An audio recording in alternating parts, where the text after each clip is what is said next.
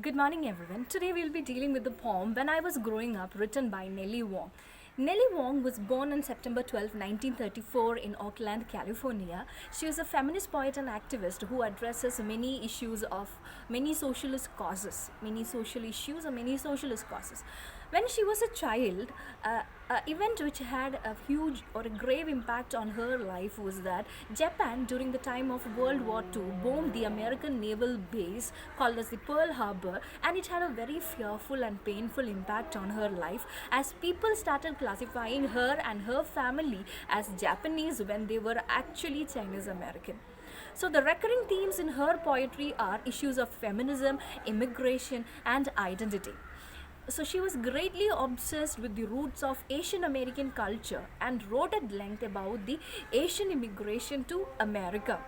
Her poetry collections are Breakfast, Lunch and Dinner, which came in 2012, The Dreams in Harrison Railroad Park in 1977, and The Stolen Moments, which came out in 1997. So the article, one of her articles, The Asian American Women and Politics, was also included in an Asian American anthology. Being one of the founding members of Writing Collective Unbound Feet, it is the name of an organization. Okay, Writing Collective Unbound Feet, which is a performance group of a Chinese American women in California. Actually, in California in 1970s, this performance group of a Chinese American woman, they all read together and lectured at the universities throughout California in the late 1970s. So they delivered. She also delivered series of very powerful and popular lectures entitled "Women and Revolution: Alive and Inseparable" at the Radical Women's Conference. According to her, women should continue fighting for the liberation of women since it is as necessary as breathing. So she was very concerned about the plight of immigrant women and believed that the personal is political and that women are not. Condemned to live a victim's life on this planet Earth. So she was an advocate of a revolutionary feminism. At the Radical Women's 41st anniversary, Nellie Wong declared that women's liberation is necessary because, I quote her, when women rise, everyone will rise. Closing the quote. So she regards women as the most oppressed in the world, and socialist feminism, according to her, is the key for a key towards the development of a better world. In 1989, she received the Women of Words Award from San Francisco Women's Foundation. This is a brief bio about the author and her works and the recurring themes that come in her works. Now I will try to, before moving on into a detailed summarization of the poem, I will give you a brief introduction to the poem. Now, the poem "When I Was Growing Up" by Nellie Wong is an autobiographical poem and represents the plight of all women immigrants in America.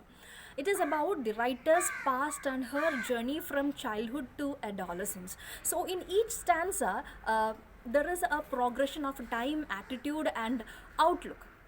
Okay. Outlook, the poets or the speaker's outlook towards the circumstances surrounding her. So the poem projects the thoughts of a young girl who wishes to disown her identity and culture and try to fit into a dominant white majority. Okay. She talks about the discrimination that she faced because of her appearance and color and expresses her desire to be like a fair, blonde, sensuous, desirable American woman.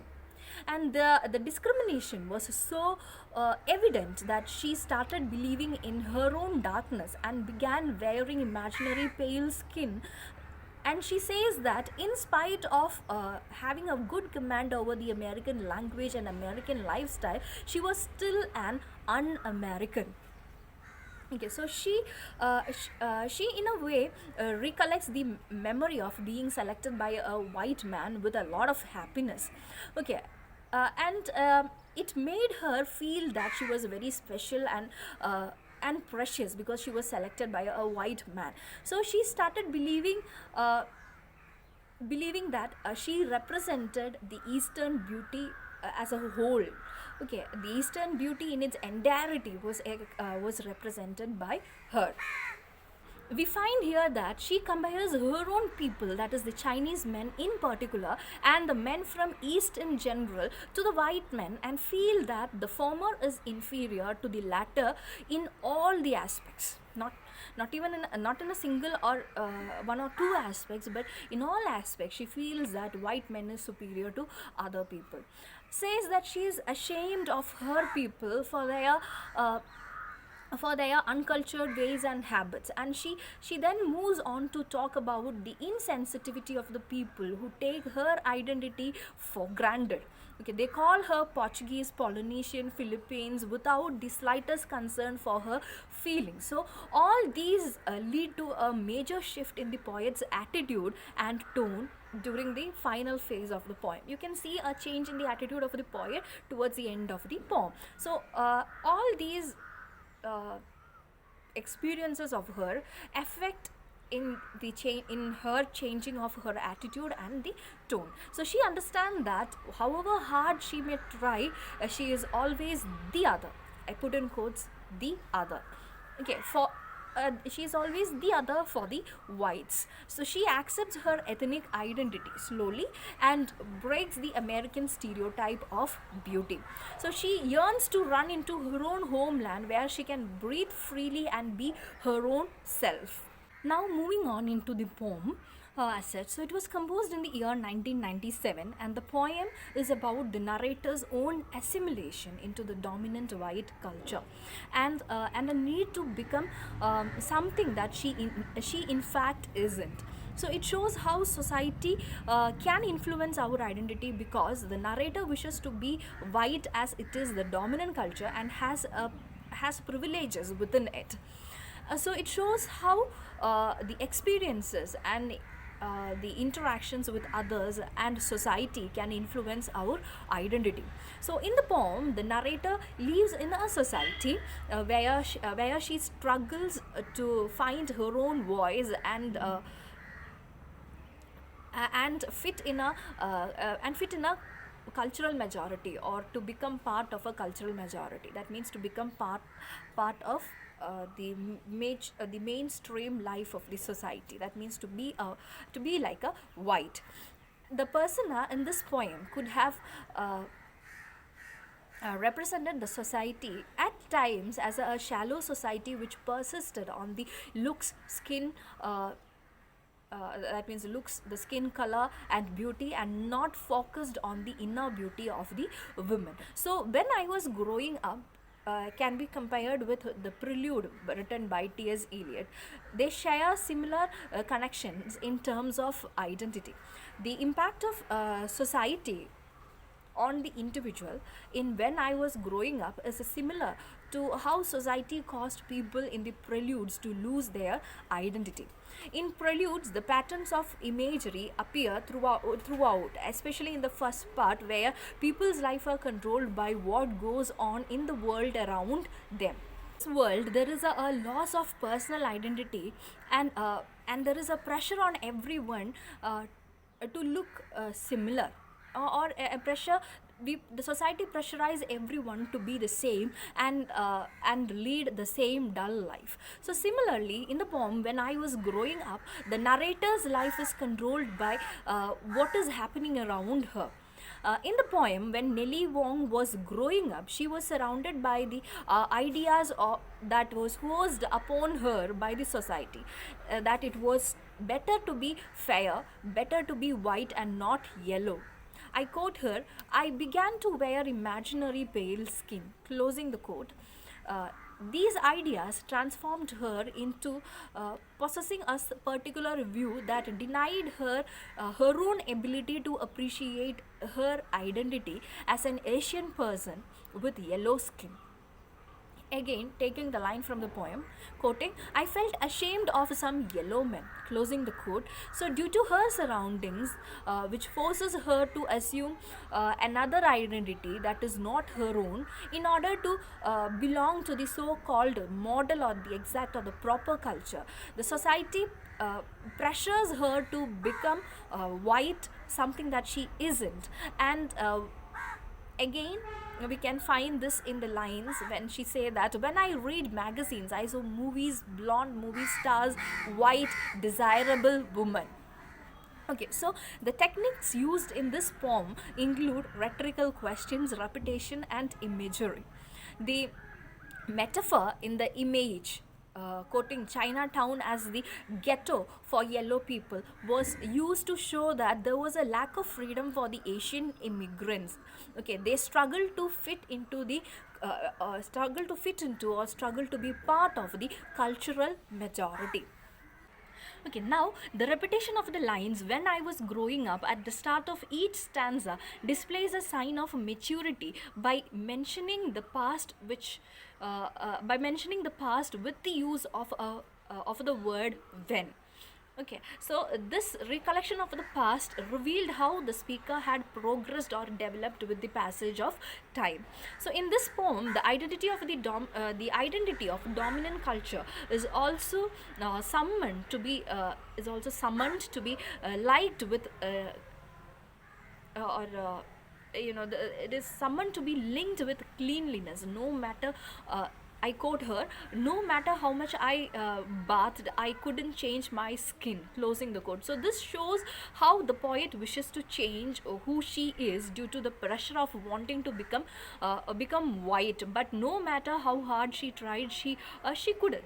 The poem have a negative tone throughout till it reaches the end of the final stanza. So it never gives us a positive image. For example, I quote her, when I was growing up, I read magazines and saw movies, blonde movie stars, white skin, sensuous lips, a desirable woman. I began to wear imaginary pale skin, closing the quote. So, and again another line, quoting her, I felt ashamed of you the yellow men, their small bonds, their frail bodies, closing the quote. So these images show how she was ashamed of herself and had no confidence in herself because she was dark. So due to the influence of the dominant culture and their stereotypes, she felt like she needed to change her identity in order to belong, in order to belong belong to the mainstream life of the society in which she was living in. So by overcoming these racial stereotypes, she is able to forge an identity, for her own, while living in a world where her culture is considered as inferior, or where her culture is looked down by everyone. But in the end of the poem, there is a rhetorical question. I quote her, I know now that once I longed to be white. How many more ways, you ask? Haven't I told you enough? It is through this that she closing her quotes, and now it is through this that she finally accepts her own identity as a Chinese American and finds her own place in the world. So towards the end, she finally accepts her identity as a Chinese American, and she ending in a very positive note, she tells us that how hard she tried. She tells us, and also she herself accepts it, that how hard she tries, she may not fit into the world of the white. We will deal with the major theme in the poem, that is the conflict between the societal and that means the social and the personal perspectives. That is, you can find a visibility of double standards. That means one is certain values are right according to you, but certain rules and regulations are right according to the society. So there is always there is no meeting point between these two layers. That means either the societal norms and the personal norms doesn't meet together. So we'll be talking about this kind of a dichotomy here. Why it doesn't meet here is that the author herself, or the poet herself, Nili Wong, know that there is something incorrect, or there is something wrong with the white culture, because it doesn't have to be so dominant over the others. It can accept it, but the white society in which they live persists them to be part of their mainstream culture. But how hard they try, they are always treated as a second grade citizens. the immigrants are always treated as a second grade citizen. So there is somewhere the connection between the societal norms and personal perspectives doesn't occur. So this is a major theme of the poem. So this dichotomy between the social and the personal perspectives do come especially with regard to the decision making for the matters of prime concern, and the visibility of this double standard is expressed by many literary luminaries, not only Lily Wong. So the particular poem by Wong foregrounds the conflict between the societal and personal norms or rules of identity and beauty. It is a kind of protest. That means the poem itself is a kind of protest and resistance against the societal tendency to marginalize certain cultures and races, and thereby establishing the supremacy of the dominant or the dominant group. This destructive tendency of the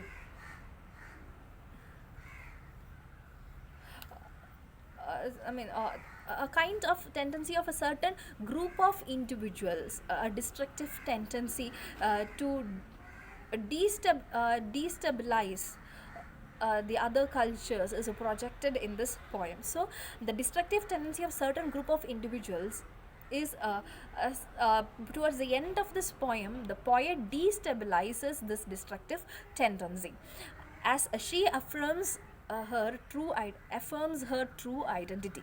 Okay, that means she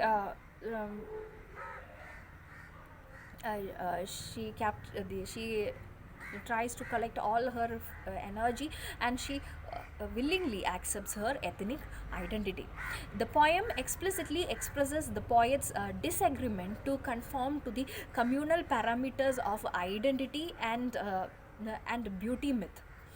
Okay, so even in the 21st century, racism still remains in force remains in force, and the new millennium is witnessing an upsetting tendency of racial hatred, racial violence, and racial discrimination. So we tend to see ourselves through the lens of others. Okay, others, and we are bombarded with the what with the images of we are bombarded with the images that a beautiful woman is the one who is light skinned, or whose skin color is light. That means lighter the skin, the more beautiful the person is. So such blind adoration of the white stereotypes results in both emotional as well as a physical suffering of the other races. They are desperate to alter their skin tone, and they long for this curvaceous body which fascinates everyone's attention. So in the mindset of these attitudinal changes to beauty and identity, efforts to figure out who we are, how we feel about ourselves, who we want to become, all these go on. So we are in a struggle to place ourselves, or to find a place for ourselves, so consciously or unconsciously we are always in the process of finding ourselves. So literary works are replete with victims of racist bigoted social norms. So Wong in this poem, which is a kind of resistance, presents a sharp and poignant depiction of the Asian American experience, capturing the anguish and agony of the Asian Americans. So the poem explores the relation between beauty and race, with poet being obsessed with the white standards of beauty. So the poet explores the Western stereotypes, or the Western stereotypical notions of superior notions of superiority of the white culture, uh, and beauty and identity. Okay, and beauty and identity. So their superiority in these three aspects of culture, beauty, and identity over others boundlessly propagated, so as to bringing forced assimilation, or so as to forcefully bring everyone to adore the dominant white culture. So many of the Wong's poems raising the issues regarding her Chinese American identity come from her working life. So, what she says in an interview is this, I quote her: "A lot of my poems come from the workplace, which is where I have experienced a great deal of sexism and racism." So some think she is a Korean, others think that she is a Mexican or a Filipino. So they are not bothered about her personal feelings or what they are not even ready to give slightest concern of her feelings and her beliefs, and they forcefully want her to fit into the mainstream society, where how hard she tries, she is always treated as a second grade citizen. Analyzing the poem, now find that the poem is very out autobiographical. The poem is a verbal document of the poet's protest and resistance against all kinds of fixed notions, against the cultural and racial supremacy. She scathingly criticizes the setting up of the double standards. Poem explores three significant phases of growing up of the poet: one, infancy, childhood, and adolescence. The poet is forced to incorporate the dominant white culture and disown that of her own, owing to the fear of being discriminated. So the white culture allures and ensnares her with all its privileges. The poem analyzes the struggle of a lady to fit into the mainstream culture or the culture of the majority. The poem concludes with the reconciliation of the authenticity of poet's own culture, as she recognizes and acknowledges the sense of innate goodness within it. Now, the concept of beauty and identity are always changing. It is ever changing. So the changing social perspectives regarding one's identity and beauty have definitely have an impact on the personal attitude. So the dominant white culture and its encoded percepts of beauty certainly victimizes the women of other races. The poem abounds with self-loathing verbal expressions which are expressive and reflective of the societal perspectives on the concept of identity and beauty, and its after effect on the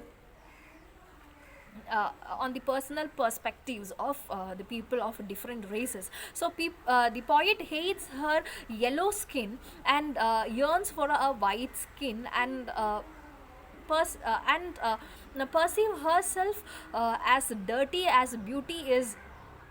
She feels herself, or in her viewpoint, as she is yearning for a white skin, she finds herself dirty as beauty is always coded as white. We find in the poem that the white culture has its own percepts or its own notions of beauty, which is popularized by the magazines, newspapers, and movies. So in this in their concept, the first ingredient to beauty is the whiteness. So the black, yellow, and brown people are not beautiful according to the whites.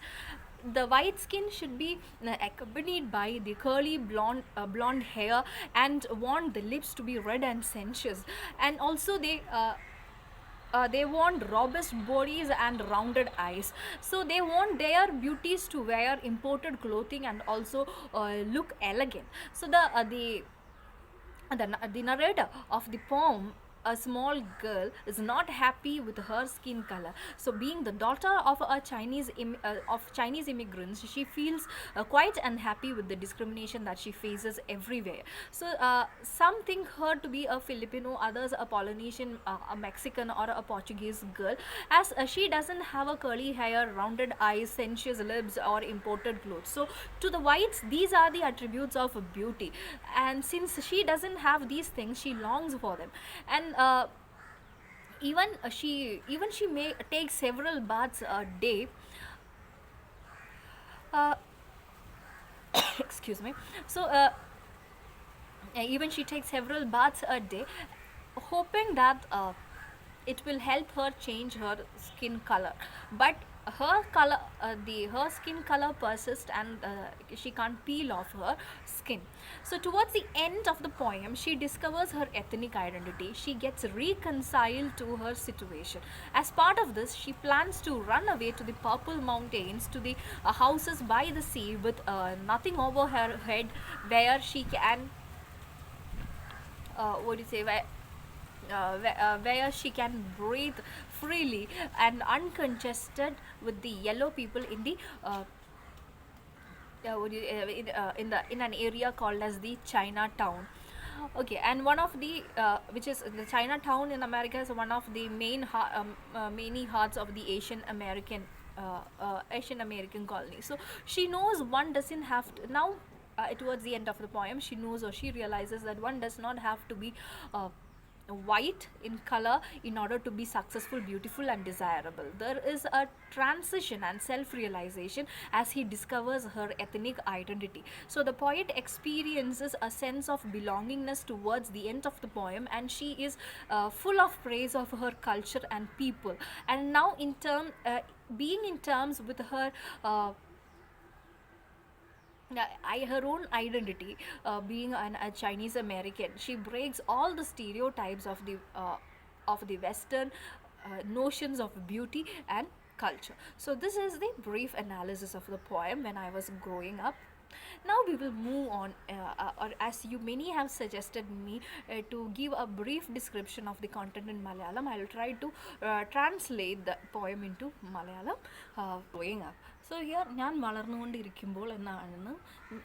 വളർന്നുകൊണ്ടിരുന്നപ്പോൾ എന്നാണ് ഇവിടെ പോയിട്ട് title കൊടുത്തിരിക്കുന്നത്. So what all things that she had to go through while she was growing up. വളർന്നുകൊണ്ടിരിക്കുമ്പോൾ എന്തൊക്കെ സാഹചര്യങ്ങളിലൂടെയാണ് ഈ നെല്ലി ബോംബിന് കവിക്ക് പോകേണ്ടി വന്നിരുന്നത് എന്നാണ് കവി ഇവിടെ പറയുന്നത്. So I know now that once I long to be white. ഇന്ന് ആലോചിക്കുമ്പോൾ എനിക്ക് മനസ്സിലാവുന്നുണ്ട്, ഞാൻ ഒരിക്കൽ വെള്ളക്കാരെ പോലെ അല്ലെങ്കിൽ വൈറ്റ്സിനെ പോലെ ആവാനായിട്ട് ഒരുപാട് ആഗ്രഹിച്ചിരുന്നു. How you let me tell you the vase. എങ്ങനെയെന്ന് ഞാൻ നിങ്ങൾക്ക് പറഞ്ഞു തരാം. യു ലെറ്റ് മീ, നിങ്ങൾ എന്നെ പറയാൻ അനുവദിക്കൂ. എങ്ങനെയാണ് ഞാൻ അതിന് ശ്രമിച്ചിരുന്നത് എന്ന്, വൈറ്റ്സിനെ പോലെ ആവാൻ ഞാൻ എങ്ങനെയാണ് ശ്രമിച്ചിരുന്നത് എന്നുള്ളത് പറയാൻ you have to let me do it.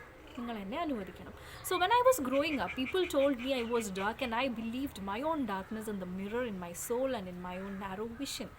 So ഞാൻ വളർന്നുകൊണ്ടിരിക്കുന്നപ്പോൾ, when I was growing up, people told me that I was dark and I completely believed in it because I could see that I was dark. I was not like the other white people in America. And so I felt myself dark when I looked into the mirror, and what mirror reflected, I believed in it, not only in my brain, but I believed even in my soul, and even in the very narrow part of my vision, even in my subconscious mind, this feeling that I was a dark was stamped in there. Okay, അതായത് ഞാൻ വളർന്നുകൊണ്ടിരിക്കുമ്പോൾ എൻ്റെ അടുത്ത് പലരും പറഞ്ഞു, ഞാൻ വൈറ്റ്സിനെ പോലെയല്ല, ഞാൻ ഡാർക്കാണ്, ഞാൻ ഇരുണ്ടതാണ്. ഇത് ഞാൻ കണ്ണാടിയിലൂടെ കാണുന്ന സത്യമാണ്. അതുകൊണ്ട് ആ സത്യം എൻ്റെ മനസ്സിൻ്റെ ഉള്ളിൽ ഞാൻ കണ്ണാടിയിൽ എൻ്റെ മുഖം നോക്കുമ്പോൾ മാത്രമല്ല, പക്ഷേ എൻ്റെ ആത്മാവിലും ഈ സത്യം വളരെയധികം പതിപ്പിച്ച് വെച്ച പോലെ, അവിടെ സ്റ്റാമ്പ്ഡ് ആയ പോലെ നിന്നിരുന്നു. ഇത് തന്നെ, ഈ ഒരു ചിന്ത തന്നെ എൻ്റെ സബ്കോൺഷ്യസ് മൈൻഡിലും ഇൻഹറൻ്റ് ആയിട്ട് നിന്നു. When I was growing up, my sisters with fair skin got praised for their beauty, and I fell further crushed between high walls. ഞാൻ വളർന്നുകൊണ്ടിരിക്കുമ്പോൾ എൻ്റെ സിസ്റ്റേഴ്സിന് എന്നേക്കാൾ ലൈറ്റർ സ്കിൻ ആയതുകൊണ്ട് അവർക്ക് വളരെയധികം അപ്രീസിയേഷൻ കിട്ടുകയും, അതേസമയം ഞാൻ എന്നെ വളരെയധികം സമൂഹം എൻ്റെ തൊലിയുടെ വെളുപ്പിൻ്റെ പേരിൽ എന്നെ തരം താഴ്ത്തുകയും ചെയ്തപ്പോൾ എനിക്ക് അന്ന് ഫീൽ ചെയ്തിട്ടുണ്ടായിരുന്നത്, ഞാൻ അന്ന് അനുഭവിച്ചത് എന്താണെന്ന് വെച്ച് കഴിഞ്ഞാൽ, രണ്ട് വലിയ മതിൽക്കെട്ടിൻ്റെ ഉള്ളിൽ വെച്ച് എന്നെ ഇടുക്കുന്ന ഒരു ഇങ്ങനെ എന്നെ അങ്ങോട്ട് അമർത്തി വെക്കുന്ന, മതിൽക്കെട്ടുകളുടെ ഉള്ളിൽ അമർന്നു പോകുന്ന ഒരവസ്ഥയായിരുന്നു എനിക്ക് അന്ന് തോന്നിയിരുന്നത്. When I was growing up, I read magazines and saw movies, blonde movie stars, white skin, sensuous lips, and to be elevated, to become a woman, a desirable woman, I began to wear imaginary pale skin. ഞാൻ വളർന്നുകൊണ്ടിരിക്കുമ്പോൾ, ഞാൻ magazines വായിക്കുമ്പോൾ, ഞാൻ സിനിമകൾ കാണുമ്പോൾ, I always appreciated the blonde movie stars who had white skin, very beautiful lips, and I always wanted to be elevated like them. Elevated എന്ന് പറഞ്ഞിട്ടുണ്ടെങ്കിൽ അവരെ പോലെ, അവരുടെ ഒപ്പത്തിന് ഉയരാൻ ഞാൻ വളരെയധികം പ്രയത്നിച്ചിരുന്നു. അതായത് സ്വന്തം ബ്യൂട്ടി, നാച്ചുറൽ ബ്യൂട്ടി അല്ലാതെ ആർട്ടിഫിഷ്യൽ ബ്യൂട്ടി വളരെയധികം വരുത്താനും, ആ ബ്ലോണ്ട് മൂവി സ്റ്റാർസിനെ പോലെ തന്നെ അവരുടെ ഒപ്പത്തിനൊപ്പം ഉയർന്നു നിൽക്കാനും, എലിവേറ്റഡ് ആവാൻ എന്ന് പറഞ്ഞു കഴിഞ്ഞാൽ ഉയർന്നു നിൽക്കാനും ഞാൻ വളരെയധികം പരിശ്രമിച്ചിരുന്നു. അതായത് she try to do everything what she could in order to in order to enhance her beauty. So she began to wear imaginary pale skin. That means she always kept in the mind that her vision, or her entire goal in her life was to become uh, uh, become white like the other people. Okay, so ആ ഒരു imaginary pale skin, ആ skin കളറിൻ്റെ ആ ഒരു concept എപ്പോഴും അവരുടെ മനസ്സിലുണ്ടായിരുന്നു. അത് അവരുടെ ശരീരത്തിലും പ്രതിഫലിപ്പിക്കാനായിട്ട് അവർ വളരെയധികം ശ്രമിച്ചിരുന്നു. When I was growing up, I was proud of my English, my grammar, my spelling, fitting into the group of smart children, smart Chinese children, fitting in, belonging in, getting in line. So, ഞാൻ വളർന്നുകൊണ്ടിരിക്കുമ്പോൾ ഞാൻ ബ്യൂട്ടിയുടെ കാര്യത്തിൽ മാത്രമേ ഒരു ഇത്തിരി പിന്നാക്കം ഉണ്ടായിരുന്നുള്ളൂ. I was educated enough. So I had a very good command over the English the American language and the American lifestyle. അതുകൊണ്ട് ഞാൻ സ്മാർട്ട് ചൈനീസ് കിഡ്സിൻ്റെ ഇടയിൽ I was very easily able to fit in. I could easily fit in between people and I could stand in line to line with them. Okay, I was not below anyone with regard to my intellectual ability. എനിക്ക് ബുദ്ധിപരമായിട്ട് ഞാൻ എല്ലാവരെക്കാട്ടും മുന്നിൽ തന്നെയായിരുന്നു, അല്ലെങ്കിൽ അവരോട് ഒപ്പത്തിനൊപ്പം തന്നെയായിരുന്നു.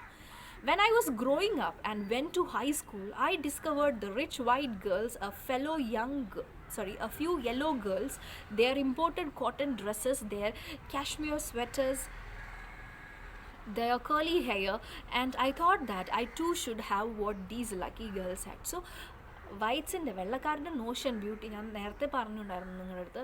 Notion എന്ന് പറഞ്ഞു കഴിഞ്ഞിട്ടുണ്ടെങ്കിൽ ഭംഗി എന്ന് പറയുന്ന സംഭവം അവരെ സംബന്ധിച്ചിടത്തോളം വെള്ളയായിരിക്കുക എന്നുള്ളതാണ് ഫസ്റ്റ്. വൈറ്റ് ആയിരിക്കുക, വൈറ്റ് കളറായിരിക്കുക, ലൈറ്റ് സ്കിൻഡ് ആയിരിക്കുക എന്നുള്ളതാണ് ബ്യൂട്ടി.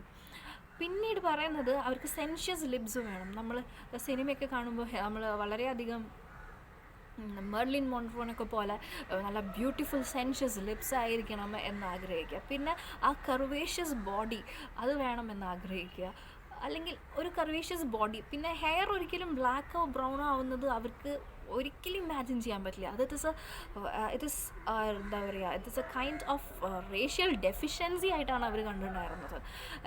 എന്തെങ്കിലും കുറവുള്ളവർക്ക് മാത്രം വരുന്ന ഒരു സംഭവമായിട്ടായിരുന്നു അവർ കണ്ടിട്ടുണ്ടായിരുന്നത്. So they always wanted blonde hair ആയിരിക്കണം, അതേപോലെ തന്നെ കർവി ഹെയർ ആയിരിക്കണം. And at the same time they want sensuous lips, they won't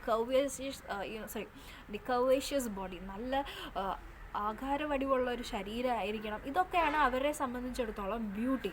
മാത്രമല്ല ഇമ്പോർട്ടഡ് ക്ലോത്ത്സ് ധരിക്കണം. സോ ഹൈസ്കൂളിലേക്ക് നെല്ലി വോങ്, പോയറ്റ് അല്ലെങ്കിൽ സ്പീക്കർ ഓഫ് ദി പോയം, അവർ പോയപ്പോൾ അവർ റിച്ച് ഗേൾസ് അവർ കാണുന്നത് പണക്കാരായ കുട്ടികൾ എങ്ങനെ ഇമ്പോർട്ടഡ് ക്ലോത്ത്സ് ധരിക്കുകയും വളരെ എലഗൻ്റായി ഒരു നടപ്പ് രീതികളൊക്കെ വളരെ വ്യത്യാസമായിട്ടാണ് അവർക്കും തോന്നിയിട്ടുള്ളത്. അപ്പോൾ ഇവർക്കില്ലാത്തത്, കാരണം ഓൾറെഡി മനസ്സിൻ്റെ ഉള്ളിൽ നെല്ലി വോങ്ങിന് ഒരു ചിന്ത സബ് കോൺഷ്യസ് മൈൻഡിൽ ഓൾറെഡി ഫിറ്റ് ഇൻ ചെയ്തിട്ടുണ്ട്. അതായത് we people are not good as the white people. So she is not able to identify her ethnic culture or her culture's beauty. അപ്പോൾ കാരണം വൈറ്റ്സിൻ്റെ ഇടയിൽ വളരുമ്പോൾ she wanted herself to be like the white people or the white children. അപ്പോൾ അവർ ചെയ്യുന്ന important clothes ഒന്നും ഇല്ലാത്ത കാരണം, അവരെ പോലെ ഭംഗിയുള്ള ആകാരവടിവുള്ള ശരീരം ഇല്ലാത്ത കാരണം, she always yearn to have all those things that these white people had. And she felt that those people who had all these material benefits were lucky girls also. Okay, when I was growing up, I hungered for American food, American styles, coded, white, and even to me, a child born of Chinese parents, being Chinese was feeling foreign, was un-American. Okay, ഈ paragraph it's very important. As she says that ഞാൻ വളർന്നുകൊണ്ടിരുന്നപ്പോൾ ഞാൻ എന്തിനാണ് തീവ്രമായി ആഗ്രഹിച്ചത്. I hungered for American food, American styles, coded, white, even to me. Okay, അതായത് മനസ്സിൻ്റെ ഉള്ളിൽ അത് കോഡ് ചെയ്ത് വെച്ചിരിക്കുകയാണ്. She has always kept coded in her mind that she wanted to be white. Okay, and she always yearned for American food, American style. Everything American was something that she yearned for, that was something that she wished for in her life. And now she states that even after being and well aware that she is a daughter who is born to the Chinese immigrants, okay, and calling herself Chinese was something foreign to her. Okay, or when someone called her Chinese, she felt alienated from the society in which she was living. Okay, കാരണം ബാക്കിയുള്ള എല്ലാ റേസുകളും വൈറ്റ്സിനേക്കാട്ടും inferior ആണ് എന്നുള്ള ചിന്ത മനസ്സിലുള്ളത് കൊണ്ട് Chinese ആയിട്ടുള്ള പാരൻസിന് ജനിച്ച താൻ ചൈനീസ് എന്ന് പലരും തന്നെ വിളിക്കുമ്പോൾ തനിക്ക് അത് ഒരു അപകർഷതാബോധമാണ് മനസ്സിലുണ്ടാക്കിയിരിക്കുന്നത് എന്നാണ് നെല്ലി വോങ് പറയുന്നത്. Because she always wanted to be white. Okay, and Chinese എന്ന് വിളിക്കുന്നത് അല്ലെങ്കിൽ ബാക്കിയുള്ളവർ അവരെ ചൈനീസ് എന്ന് വിളിക്കാൻ അവർ ആഗ്രഹിച്ചിരുന്നില്ല. കാരണം it was limiting her to be an American, അല്ലെങ്കിൽ അങ്ങനത്തെ വിളികൾ അവരെ ഒരു അൺഅമേരിക്കൻ ആയിട്ട് ക്ലാസിഫൈ ചെയ്യുന്നത് കൊണ്ട് she never wanted that to happen. When I was growing up, a white man wanted to take me out. I thought I was special, an exotic gardenia, anxious to fit the stereotypes of an oriental chick. Chick എന്ന് പറയുമ്പോൾ when she was teenage അല്ലെങ്കിൽ adolescent ടൈമിൽ when one white man asked her for a date, she was very happy. She felt like she was very special and precious, and she felt like she was a person who represented the Eastern beauty as such. So she was considered as an oriental chick. Okay, oriental chick എന്ന് പറയുന്നത് it is an offensive way. ഏഷ്യനെയാണ് refer ചെയ്യുന്നത്, പക്ഷെ ഒഫെൻസീവായിട്ട്. White അല്ലാത്തത് കാരണം you are oriental എന്ന് പറയുന്ന രീതി. സോ വൈറ്റിന് മാത്രമേ ഒരു സമൂഹത്തിൽ സ്ഥാനമുള്ളൂ എന്നുള്ളതാണ് ഇവിടുത്തെ കാരണം. they wanted, the whites or the American culture wanted to show their superiority or dominance over other cultures. So in that case, when a white man asked her for a date, she was very happy. So when I was growing up, I felt ashamed of some yellow men. Their small bonds, their frail bodies, their spitting on the streets, their coughing, their lying in sunless rooms, shooting themselves in the arms. Okay, so when she was growing up, when she was growing up, her hatred for her own people increased. She hated her own people for being yellow skinned, for being very frail, for having frail bodies, frail bones, for being shorter, because Chinese people are in a way shorter, and she felt like everyone looked the same. They didn't have that elegance or grandeur of a white man or the white people. Okay, so her hatred for her own community started increasing, because this idea that her people are inferior to the whites is encarved into her brain, and she is finding it difficult to get rid of it. When I was growing up, people would ask if I were Filipino, Polynesian, Portuguese. They named all colors except white, the shell of my soul, but not my rough dark skin. Okay, so when she was growing up, people, when she met different people in different occasions had called her different names. അവരെ ഫിലിപ്പിനൊന്നും, നിങ്ങൾ ഫിലിപ്പിനാണോ, പൊളിനേഷ്യൻ ആണോ, Portuguese ആണോ, Mexican ആണോ, അങ്ങനെ പലതും അവരോട് ചോദിച്ചിട്ടുണ്ട്, except that white. Okay, they all named colors except white. That means ആരും ഇന്നേ വരെ വൈറ്റ് ആണോ എന്ന് ചോദിച്ചിട്ടില്ല, പക്ഷെ ബാക്കിയുള്ള എല്ലാ നിറങ്ങളിലും, അതായത് എല്ലാ റേസുകളിലും പെടുന്ന ആൾക്കാരുടെ പേരുകളുണ്ട്. നിങ്ങൾ ആ കമ്മ്യൂണിറ്റിയാണോ ബിലോങ് ചെയ്യുന്നത്, നിങ്ങൾ ഈ റേസിലാണോ ബിലോങ് ചെയ്യുന്നതെന്ന് അവരുടെ അടുത്ത് പലപ്പോഴും ചോദിച്ചിട്ടുണ്ട്. കാരണം അവരുടെ സ്കിൻ കളർ കണ്ടു കഴിഞ്ഞാൽ തന്നെ അറിയാം വൈറ്റ് ആണ് എന്ന് ആരും ചോദിക്കാനായിട്ട് നിൽക്കില്ല. When I was growing up, I felt dirty. Then ഇതിൻ്റെ ഈ ഇൻറ്റൻസിറ്റി ഇൻക്രീസ് ചെയ്യണം. ആ സബ് കോൺഷ്യസ് മൈൻഡിൽ നമ്മൾ ഒന്നിനും കൊള്ളില്ല, വൈറ്റ്സ് ആണ് ഈ ഭൂമിയിൽ ഏറ്റവും നല്ലത് എന്നുള്ള ആ ഒരു ചിന്താഗതി സബ് കോൺഷ്യസ് മൈൻഡിൽ ഇങ്ങനെ എൻകാവ് ചെയ്ത് വെച്ചിരിക്കുന്ന കാരണം വളർന്നുകൊണ്ടേ ഇരുന്നപ്പോഴൊക്കെ ഓരോ കാലഘട്ടം കഴിയും തോറും ഈ ഒരു hatred for one's own community, അല്ലെങ്കിൽ ഒരു അപകർഷതാബോധം, നമ്മൾ ബാക്കിയുള്ളവരെക്കാട്ടും താഴ്ന്നതാണ് എന്നുള്ളൊരു ചിന്താഗതി വളർന്നുകൊണ്ടേയിരുന്നു ഈ സ്പീക്കറുടെ മനസ്സിൽ. Speaker here is poet herself. So I thought that അപ്പോൾ അവൾക്ക് വളർന്നുകൊണ്ടിരുന്നപ്പോൾ what she felt was she was dirty, വൃത്തികെട്ടതായിരുന്നു എന്നാണ് മനസ്സിൽ തോന്നിയിരുന്നത്. I thought that God made white people clean and no matter how much I bath I could not change, I could not shed my skin in the grey water. ഞാൻ വിചാരിച്ചതെന്താണെന്ന് വെച്ചിട്ടുണ്ടെങ്കിൽ ദൈവം വൈറ്റിനെയാണ് superior ആയിട്ട് create ചെയ്തിട്ടുള്ളത്. ഈ ഭൂമിയിൽ ഏറ്റവും clean and pure ആയിട്ടുള്ളത് വൈറ്റ്സ് മാത്രമാണ്. ബാക്കിയുള്ള എല്ലാ റേസുകളും ഈസ് ഇൻഫീരിയർ ടു ദം. ഒരിക്കലും അവരുടെ അത്രയ്ക്കും എത്തില്ല എന്ന് ഞാൻ വിചാരിച്ചു. അതുകൊണ്ട് പക്ഷെ ഞാൻ എൻ്റെ പരമാവധി ശ്രമിച്ചു. ഞാൻ ഇത് കുറേ വളർന്നുകൊണ്ടിരുന്നപ്പോഴൊക്കെ ഞാൻ ദിവസവും അനേകം പ്രാവശ്യം കുളിച്ചു. പക്ഷെ ഒരിക്കലും കുളിക്കൊരു പരിധിയുണ്ട്. അവരുടെ സ്കിന്നിൻ്റെ കളർ മാറ്റാൻ സാധിക്കില്ല എന്നുള്ളത് അവർക്ക് മനസ്സിലായി. മാത്രമല്ല സ്കിന്നിൻ്റെ കളർ കുളിച്ചുകൊണ്ട് മാറില്ല എന്ന് വെച്ചിട്ട് നമുക്ക് തൊലി ഉരിഞ്ഞു കളയാനും സാധിക്കാത്ത ഒരവസ്ഥയിൽ. കാരണം she felt like she was trapped. Whatever she do she can't find herself get fit in to the white culture. So when I was growing up, I swore I would run away to purple mountains, houses by the sea with nothing over my head, with space to breathe, uncongested with yellow people in an area called Chinatown, in an area I later learned was a ghetto, one of many hearts of the Asian America. അതായത് Asian Americans ഒക്കെ താമസിക്കുന്ന ഓരോരോ സ്ഥലങ്ങൾക്ക് ഓരോ പേരുണ്ട്. Chinatown അങ്ങനെയൊക്കെ. Chinese people അവിടെ majority ആയിട്ട് തിങ്ങിക്കൂടി പാർക്കുന്ന ഒരു സ്ഥലമാണ് ചൈന ടൗൺ അമേരിക്കയിൽ. സോ വളർന്നുകൊണ്ടിരുന്നപ്പോൾ ഒരു രീതിയിലും തനിക്ക് ഈ ട്രാപ്പിൽ നിന്ന് രക്ഷപ്പെടാൻ പറ്റില്ല എന്ന് വിചാരിച്ചപ്പോൾ she wanted to go back to her homeland. അങ്ങനെ ഒരു സ്ഥലത്തേക്ക്, ഹോം ലാൻഡ് എന്ന് ഡയറക്റ്റായിട്ട് പറയുന്നില്ല, അങ്ങനെ ഒരു സ്ഥലത്തേക്ക് ഓടിപ്പോവാൻ ഞാൻ വളരെയധികം ആഗ്രഹിച്ചിരുന്നു. എവിടെയാണ് ടു ദ പർപ്പിൾ മൗണ്ടെയ്ൻസ്, എവിടെയാണോ കടൽ തീരത്തിൻ്റെ അടുത്തൊക്കെ വീടുകൾ, എവിടെയാണോ എനിക്ക് സമാധാനമായി ശ്വസിക്കാനും സ്വാതന്ത്ര്യത്തോടു കൂടി ശ്വസിക്കാനും, എൻ്റെ തലയ്ക്ക് മീതെ വേറെ ഒന്നുമില്ലാതെ എനിക്ക് അത്രയും ഫ്രീ ആയിട്ട് ചിന്തിക്കാനും, പിന്നെ ഫ്രീ ആയിട്ട് ലാവിഷായിട്ട് താമസിക്കാനും. കാരണം ഇത്രയും കാലം ഒരു ഭയങ്കര കൺജസ്റ്റഡ് ആയിട്ടാണ് അവർ ചൈന ടൗണിൽ തിങ്ങി പാർക്കുകയായിരുന്നു ചെയ്തിട്ടുണ്ടായിരുന്നത്. അങ്ങനെയല്ലാതെ തൻ്റേതായ ഒരു സ്പേസ് ക്രിയേറ്റ് ചെയ്ത് ജീവിക്കാനായിട്ട് ഞാൻ ഇന്ന് ഈ സ്ഥലം വിട്ട് ഓടിപ്പോവാനായിട്ട് ആഗ്രഹിക്കുന്നു. അതായത് ഇപ്പോൾ ഷീ ഹാവ് സ്റ്റാർട്ടഡ്, ഈ പാരഗ്രാഫിൽ നമുക്ക് മനസ്സിലാവും, she have started realising that whatever she do, whites is never gonna accept her as completely white. Always she would be treated as a second grade citizen. Okay, I now know that once I long to be white. How many more ways, you ask? Haven't I told you enough? First തുടങ്ങിയ പോലെ തന്നെയാണ് ആ പാരഗ്രാഫിൽ അവസാനിക്കുന്നതും. അതായത് ഞാൻ ഒരിക്കൽ വെള്ളക്കാരെ പോലെ ആവാൻ വളരെയധികം ആഗ്രഹിച്ചിരുന്നു. എത്രത്തോളം വഴികളിലൂടെ ഞാൻ വെള്ളക്കാരി ആവാൻ ശ്രമിച്ചിരുന്നു എന്നുള്ളത് നിങ്ങൾക്കറിയാമോ? നിങ്ങൾ എന്നോട് ചോദിക്കൂ. പക്ഷെ ഇത്ര പോരെ, ഞാൻ നിങ്ങൾക്ക് ആവശ്യത്തിന് ഇപ്പോൾ പറഞ്ഞു തന്നില്ലേ എന്നാണ് ഇവിടെ പോയിട്ട് ചോദിക്കും. So this is it.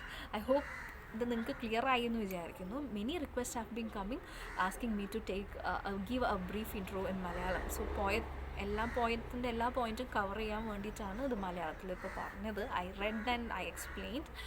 I will try to comprehend the video, but many are asking me to slow down and explain more. So I'm trying to cooperate all of your requests and trying to make these videos more acceptable. So hope this video was helpful for you. നേരത്തെ പറഞ്ഞ lecture മൊത്തം ഒരു critical analysis ആയിരുന്നു. നിങ്ങൾക്ക് ഈ poem comparatively simple വായിച്ചാൽ മനസ്സിലാവും എന്ന് ഞാൻ വിചാരിക്കുന്നു. സോ പോയത്തിന് വായിച്ചിട്ട് ആ ക്രിട്ടിക്കൽ അനാലിസിസും കൂടി നിങ്ങളുടെ incorporate ചെയ്താൽ your answers would become a better answers and you will have a better understanding of the text. പിന്നെ ഒരു കാര്യം പറയാനുള്ളത്, these videos are just a helping hand for you. This is something to aid you towards your studies during this pandemic situations. നമ്മൾ online classes ഒന്നും അത്ര full fledged ആയിട്ട് reliable അല്ലാത്തതുകൊണ്ട്, because network issues വരുന്ന കാരണം കട്ടായി പോകുന്നത് കൊണ്ടൊക്കെ നിങ്ങൾക്ക് ഹെൽപ്ഫുൾ ആവാൻ വേണ്ടിയിട്ടാണ്. പക്ഷേ I never tell that these videos can replace the original textbook. You have to place your textbook in your hand and you have to sync these lecture videos and your text together. Only then you will get a whole idea about what you are studying. So these videos are never a replacement for the original text. So you have to study yourself with the help of these videos along by reading the original text. Hope this video was useful for you. Thank you and see you in the very next lecture. Thank you.